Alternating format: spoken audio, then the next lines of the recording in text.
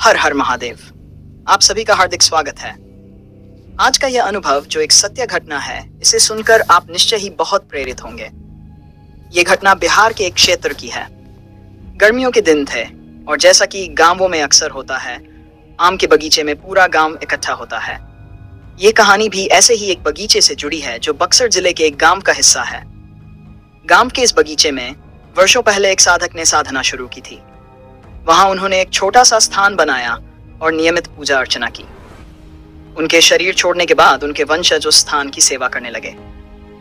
लोग वहां प्रतिदिन पूजा करते, स्थान को साफ सुथरा रखते और वहां के पेड़ों की रक्षा के लिए देवी देवताओं से प्रार्थना करते। इस कहानी का असली मोड़ तब आया जब उस गांव के साधकों को यह प्रेरणा मिली कि वे भी सामूहिक रूप से साधना करें। दतिया के पास जुझारपुर नामक गांव की साधकों की मंडली और उनके अनुभवों से प्रभावित होकर इन साधकों ने भी नियम और निष्ठा के साथ अपनी साधना शुरू की। प्रतिदिन सुबह से बिना खाए पिए केवल मट्ठा और पानी ग्रहण करके वे दोपहर तक देवी की पूजा और 30 बार मंत्र जाप करते थे। ऐसा करते करते 2-2.5 महीने बीत गए। फिर एक दिन जब वे मंत्र जाप कर रहे थे तो वहां एक बूढ़ी स्त्री आई। वह चुपचाप बैठ जाती, उनकी पूजा देखती और कभी कभी उनसे बातचीत भी करती। साधक को लगा वह पास के गांव की कोई साधारण वृद्धा होगी।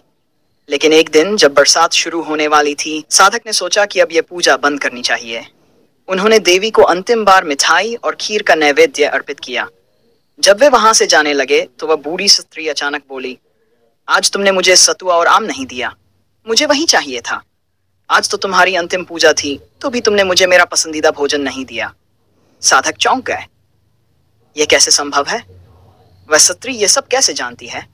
उन्होंने सोचा वह कोई साधारण स्त्री नहीं हो सकती। जैसे ही उन्होंने पीछे मुड़कर देखा, वह बूढ़ी स्त्री गायब हो चुकी थी।